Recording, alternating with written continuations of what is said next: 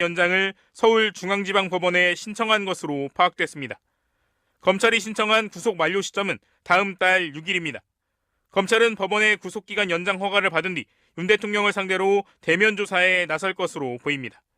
신속한 조사를 위해 이르면 주말쯤 방문 조사에 나설 수 있다는 전망이 나오고 있습니다. 체포 다시 주저하는 점이 인정했습니까?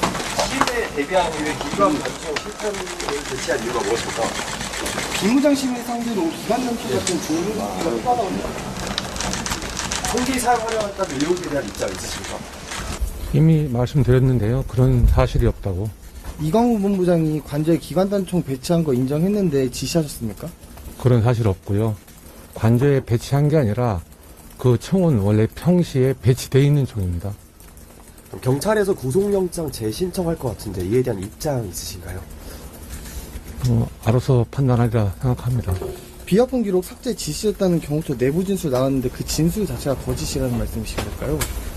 아시겠지만 비아 전화기는 시스템 특성상 이미 제가 어제 그저께 국회에서 말씀드린 것처럼 이틀마다 자동 삭제되게 돼 있습니다. 자동 삭제되어 있는 걸 제가 지시할 이유도 없습니다.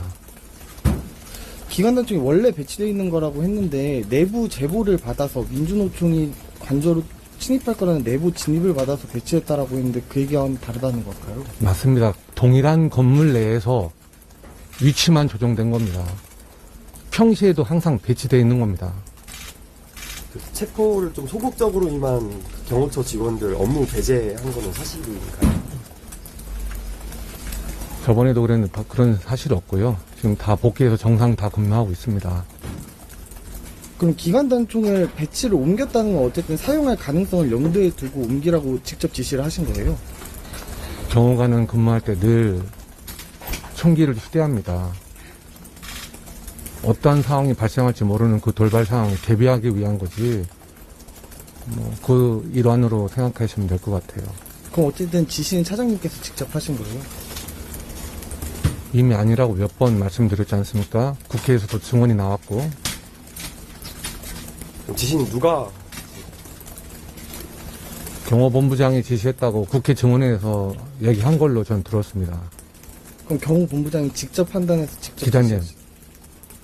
질문하시기 전에 상황 파악하시고 오셔서 질문하세요. 그럼 적절했다고 보시나요? 모든 상황에 대비한다고 말씀드렸지 않습니까? 그러면 그 민주노총 등이 관저에 침입할 수 있다는 내부 제보는 어디서 어떻게 받으신 거예요? 아까 체포 명단에 보면, 체포 명단 아니라고 하시니까 하여튼 그 명단에 보면 포고령 위반 우려가 있는 사람들, 김명수 전 대법원장하고 권순일 전 대법관이 포함되어 있어요. 이거는 증인이 지목해 주신 겁니까? 아니면 연인형이 자기가 적은? 거기 이제 그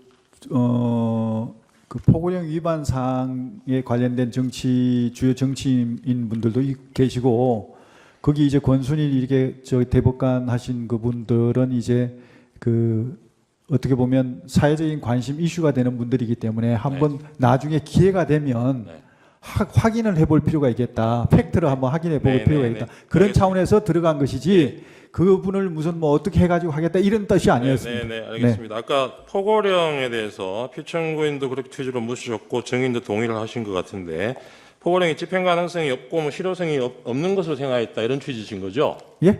포고령이 집행 가능성도 없고 실효성도 없다. 아까 피청구인이 그렇게 물론 말씀하셨어요. 대통령께서 그렇게 말씀하셨지만 주무장관은 그렇게 생각지 않습니다. 아, 그래요? 네, 그러면 효력이 있으니까 그렇습니다. 실제로 집행하려고 하셨겠네요. 당연히 그렇게 하는 게 맞다고 생각합니다. 네, 그래서 그 뒤에 나중에 이재명 대표 몇 사람을 포고령 위반으로 고발도 하셨죠. 그런 적 없습니다. 이재명 없습니까? 대표를요? 제가? 네. 예, 제가요? 언론의 보도는 그렇게 되어 있습니다. 저는 본인이 하신 게 아닙니까? 예, 그건 알겠습니다. 저기 마지막으로 이 비상계엄에 실패한